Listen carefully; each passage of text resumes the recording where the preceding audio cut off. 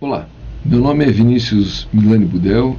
e nós vamos falar agora sobre carcinoma ductal in situ ou carcinoma intraductal. Inicialmente seria importante nós fazermos algumas perguntas. Qual seria a definição, como diferenciá-lo das outras lesões precursoras, qual seria a terapia ideal e o que existe de novo sobre a individualização da radioterapia e das novas terapias-alvo.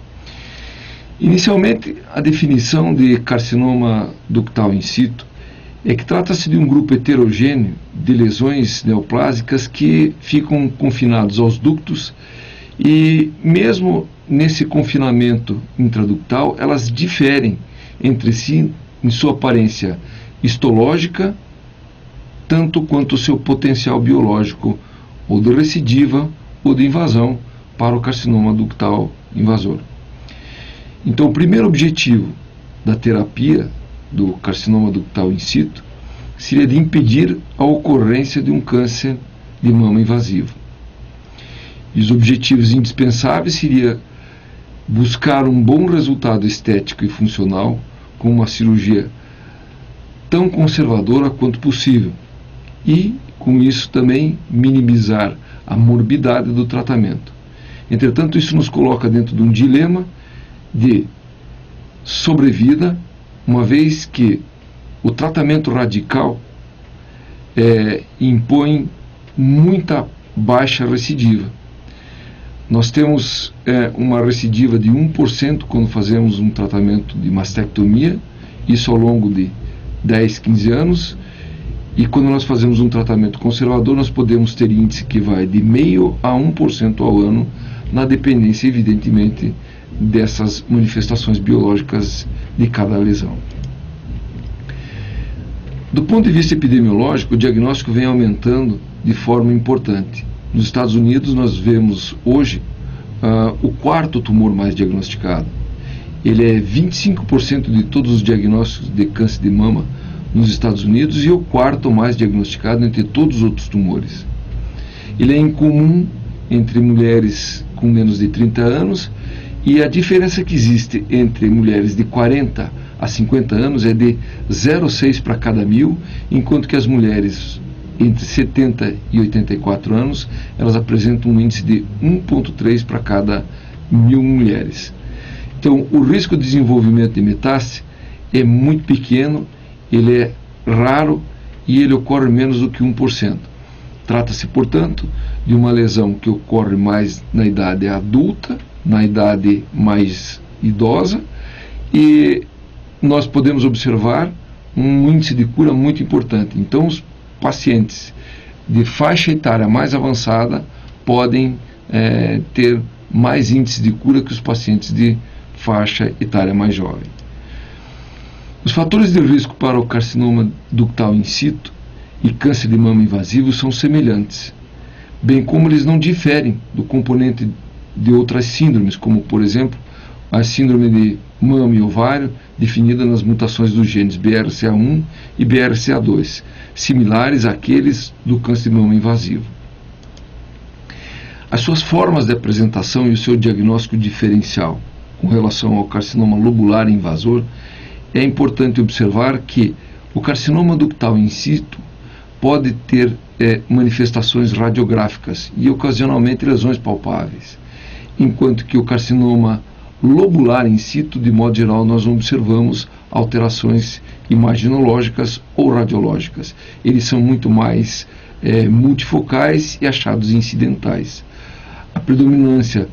do carcinoma ductal é justamente dentro dos ductos, enquanto que a dos lobos, evidentemente, dentro dos lobos. O tamanho vai diferir, o número de células e o tamanho de cada uma dessas células. Enquanto no ductal nós vemos células médias e maiores,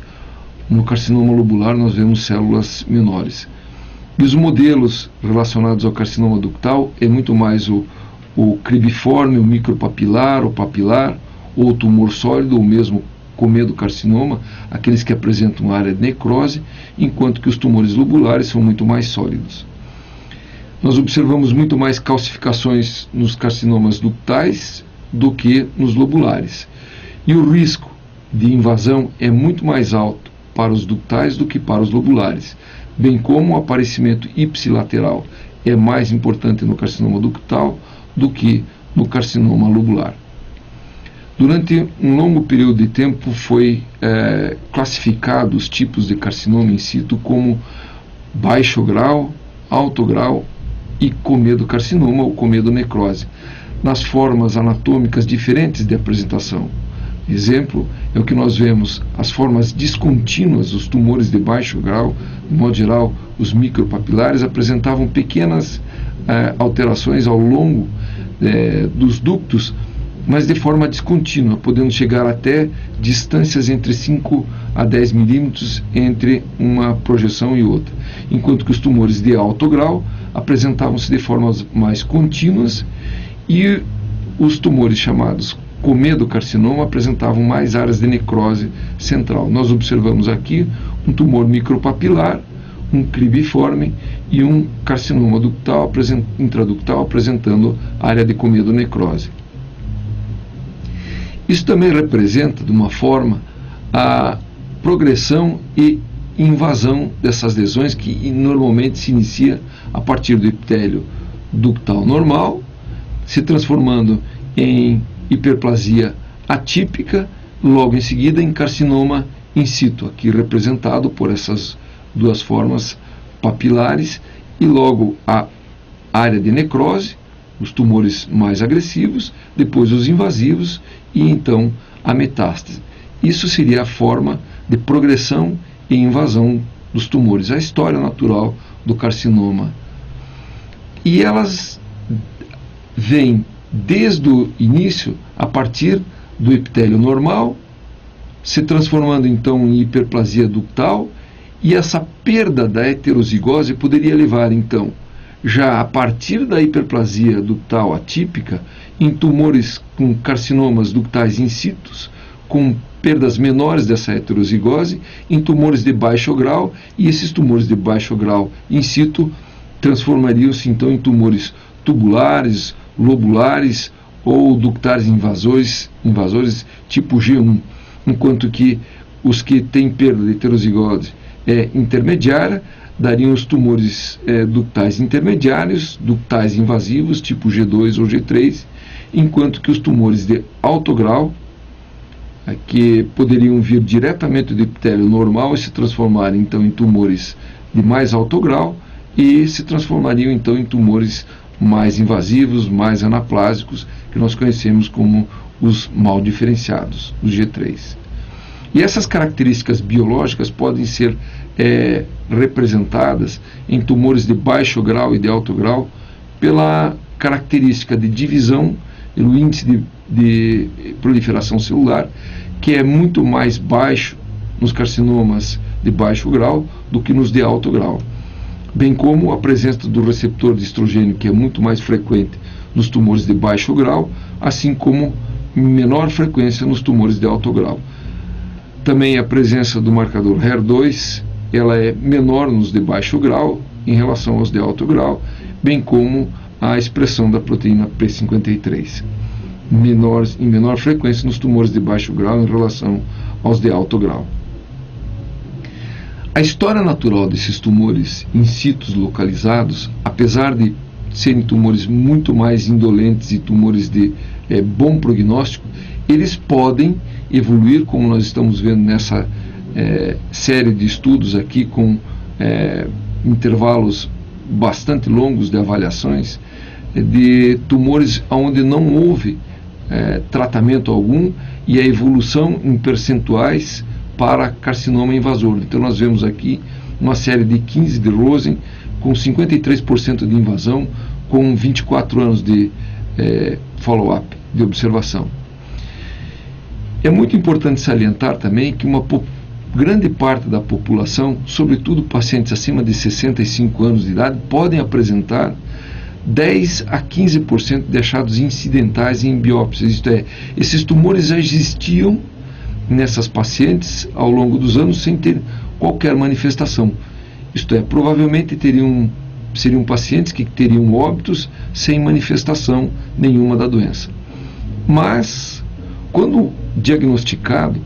e em algumas séries nós podemos observar, como essa, de 28 casos de tumores, mesmo os de baixo grau, sendo um segmento médio de 31 anos, observado com quase 40% de carcinomas invasores, sendo que uma recidiva apenas de carcinoma ductal de baixo grau e mesmo 5 mortes que foram observadas nesse intervalo de tempo de 31 anos.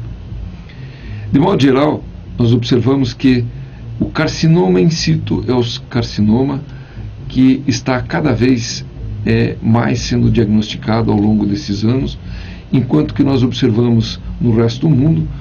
uma incidência que tende a diminuir com relação ao carcinoma invasor. É muito provável que num tempo futuro não muito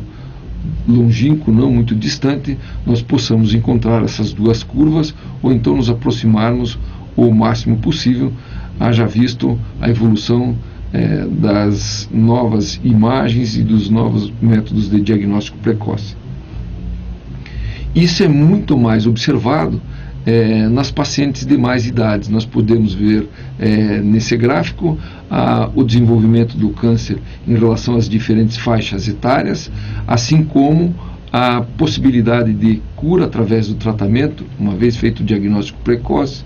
bem como também o diagnóstico precoce do carcinoma in situ em relação às diferentes idades. E isso representa, ao longo dessas 1000 avaliações no intervalo de tempo de 10 anos, um percentual não desprezível de pacientes que tiveram suas vidas salvas por causa da mamografia, que cada vez mais, tanto com a relação de qualidade de mamografia, como também pela busca da população-alvo, nós observamos uma importante incidência dos pacientes em faixas etárias mais elevadas, buscando a mamografia e conseguindo esses índices importantes de cura. Com relação ao diagnóstico, nós vamos observar que a mamografia e a ressonância magnética existem de forma diferente e podem apresentar sinais, valores preditivos positivos melhores para ressonância magnética do que para a mamografia. Entretanto, ela é muito mais observada nas áreas de multicentricidade e nos focos de microinvasão do que propriamente nas lesões residuais. E a ressonância magnética também é observada muito mais nas lesões de alto grau e nas lesões de comedocarcinoma do que nas lesões de baixo grau e de médio grau. Nessa situação, a mamografia, por apresentar microcalcificações, tem melhores oportunidades de fazer o diagnóstico e, portanto, passa a ser um exame mais utilizado no mundo todo como método de diagnóstico precoce do carcinoma ductal in situ. Da mesma forma, na mamografia nós observamos que o tamanho das lesões e as formas, sobretudo formas lineares, são aquelas que mais se apresentam. O risco de invasão é também proporcional ao aparecimento dessas lesões de tamanho maiores, bem como também de formas lineares mais importantes. Dentro do tratamento do carcinoma in situ de mama, é importante salientar que prevenir o carcinoma invasor é a primeira avaliação, é o primeiro objetivo do tratamento. E, em segundo lugar, evidentemente, prevenir a recidiva. Para isso, é necessário ter um efeito cosmético importante e propiciar a menor morbidade possível no tratamento. Isso depende muito do desejo da paciente, da radicalidade cirúrgica, quando possível ou quando não possível, da vantagem estética que a reconstrução pode trazer na dependência de vários tipos de mamas e peso de paciente e volume mamário e de quanto nós temos que ressecar de área, como também nós dependemos, para os resultados cosméticos mais adequados, uma radioterapia de qualidade, uma vez que o fracionamento e a intensidade dessas doses vem sendo mudada nos últimos trabalhos. Quando nós observamos os tratamentos na sua história natural, tratamento conservador, sem adjuvância, quer ela por tratamento hormonal ou por radioterapia, nós vemos que as recidivas locais podem ser de percentuais importantes. Em todas essas séries observadas de pacientes não tratados com adjuvância hormonal ou radioterápica, nós vemos índices praticamente inaceitáveis em intervalos de tempo relativamente curtos, de 33%, variando de 55% a 33%, enquanto que os tratamentos seguidos de radioterapia mostram resultados diferentes. Um trabalho extremamente importante foi o trabalho da EORTC, o 10.583, que mostrou o estudo comparativo de pacientes com radioterapia e sem radioterapia, observando que os pacientes que mais se beneficiam são aqueles que têm as margens comprometidas e os pacientes que têm menos idade, bem como aqueles pacientes que são diagnosticados muito mais clinicamente do que mamograficamente, isto é, tumores maiores. Na mesma avaliação, na série da EORTC, nós observamos os trabalhos ingleses e o NSABP, o B17, que pôde observar que na totalidade de pacientes tratados com radioterapia e sem radioterapia, o benefício foi sempre maior aos pacientes que fizeram radioterapia, à exceção do trabalho sueco,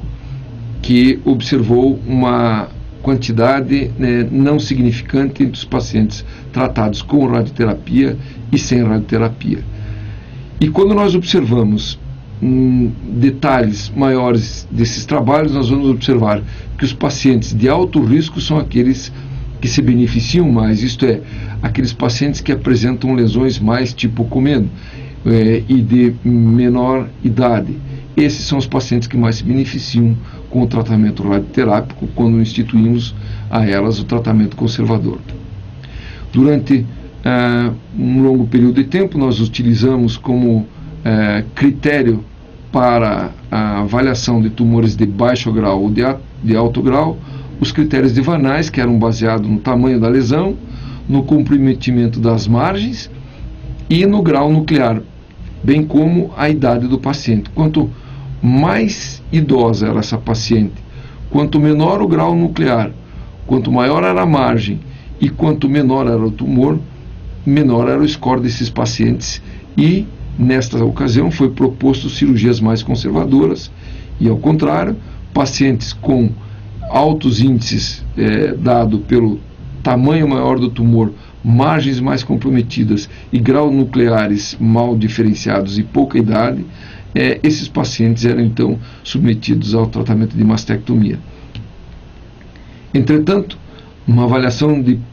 12 anos em 212 pacientes foram observados, mesmo assim, nos pacientes tratados conservadoramente, sem radioterapia, um índice de recidiva da ordem de quase 14%. Alguns estudos se mostraram favoráveis ao tratamento sem radioterapia, mas mesmo assim as recidivas loco-regionais foram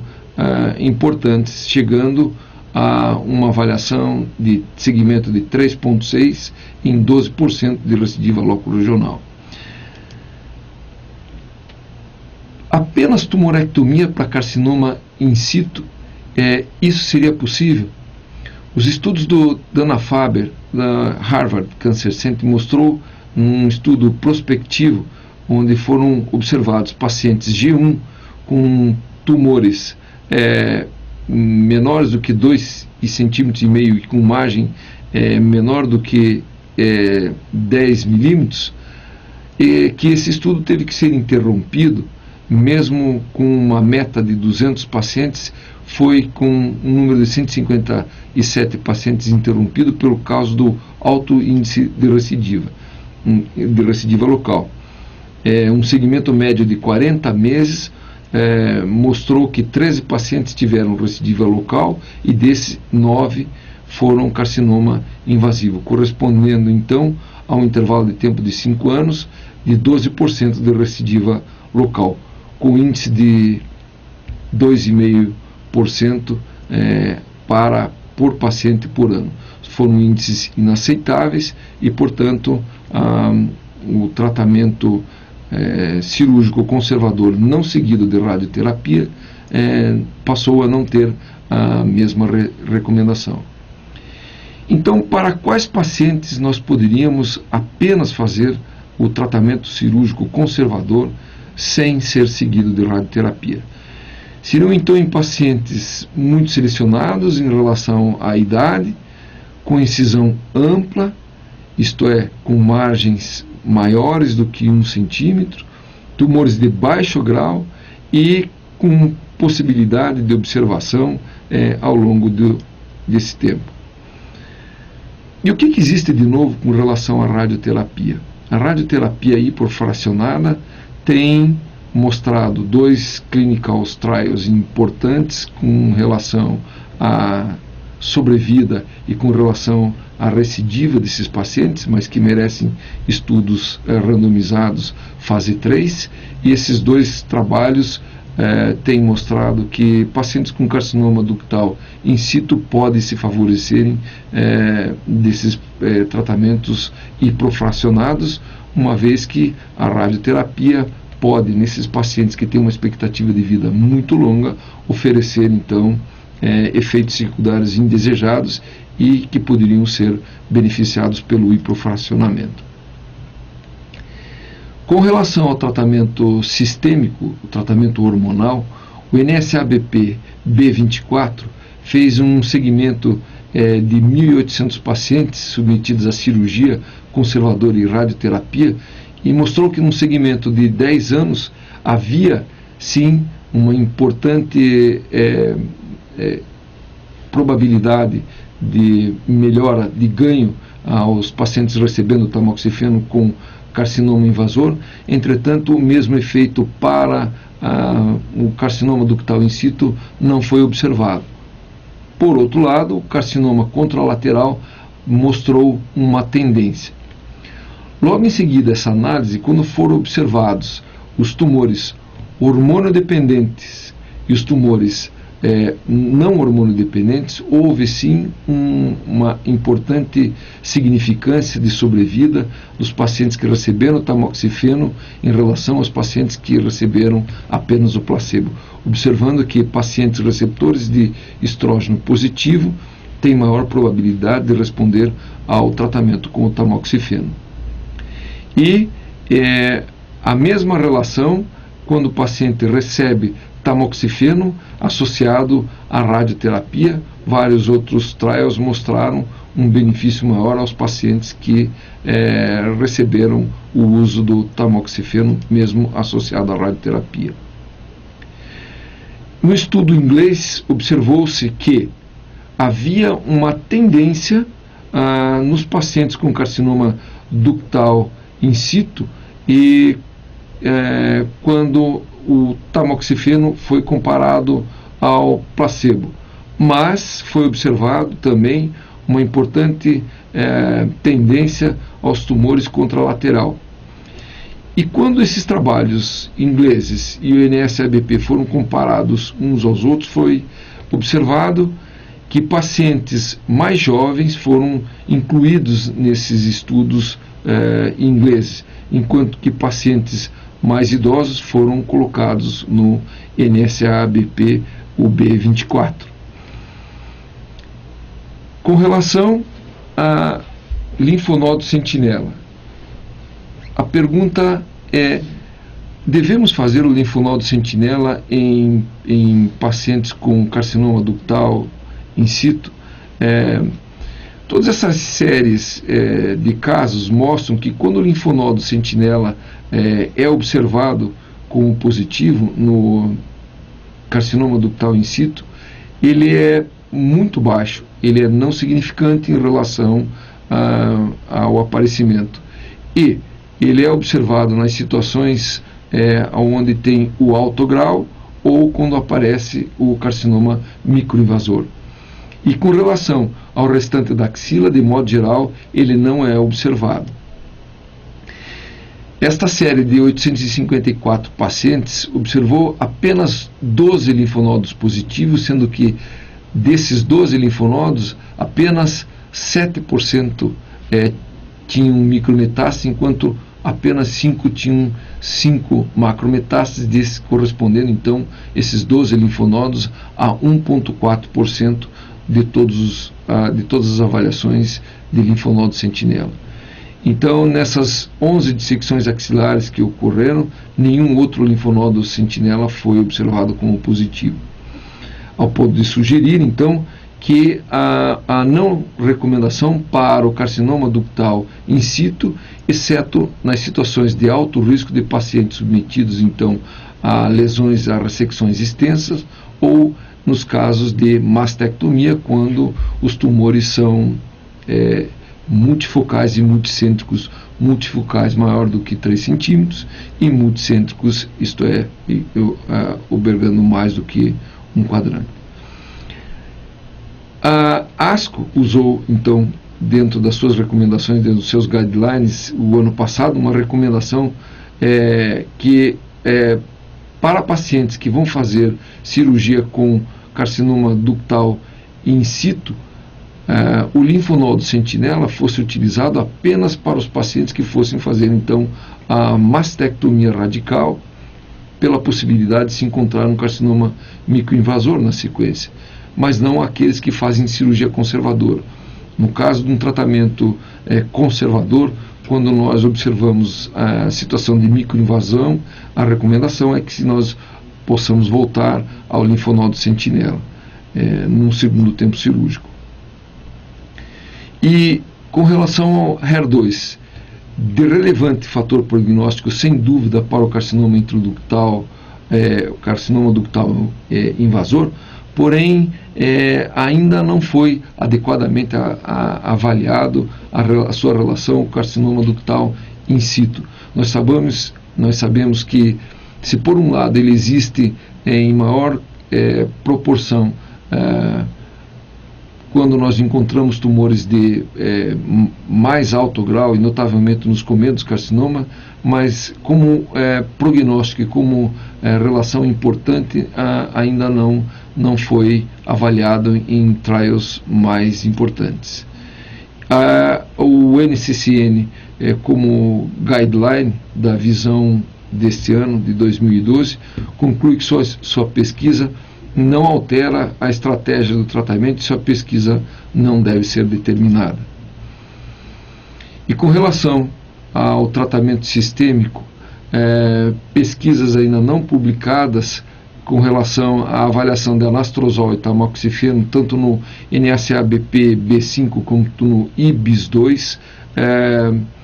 nós aguardamos a avaliação para que possamos tomar alguma conduta. O que nós temos de certo ainda é que o tamoxifeno é usado sobretudo em pacientes receptores de estrogênio positivo.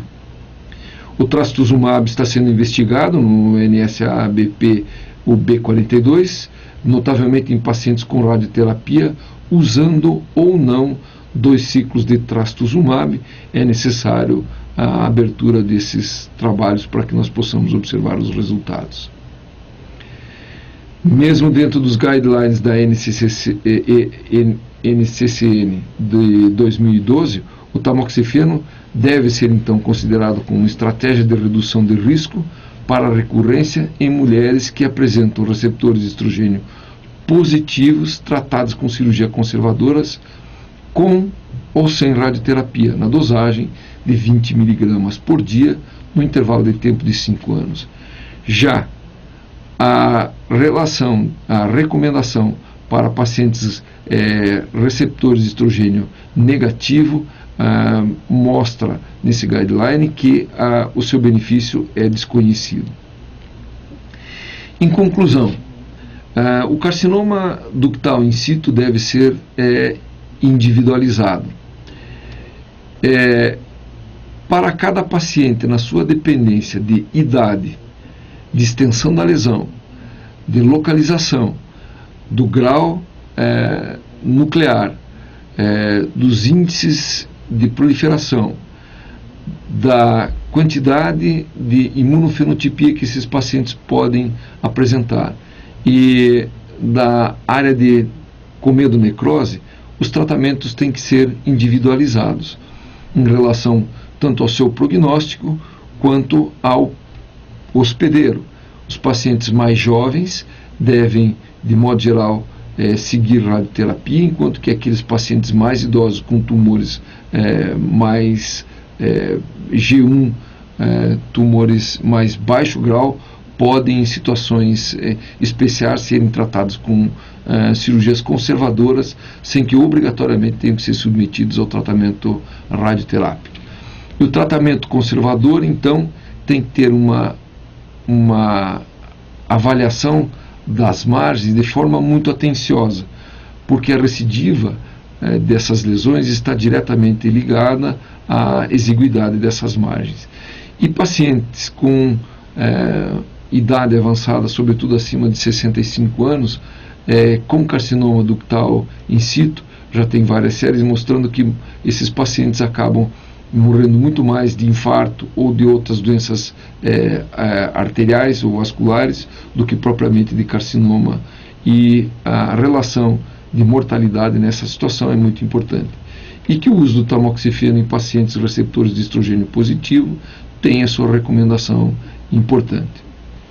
Era isso que nós tínhamos. Muito obrigado.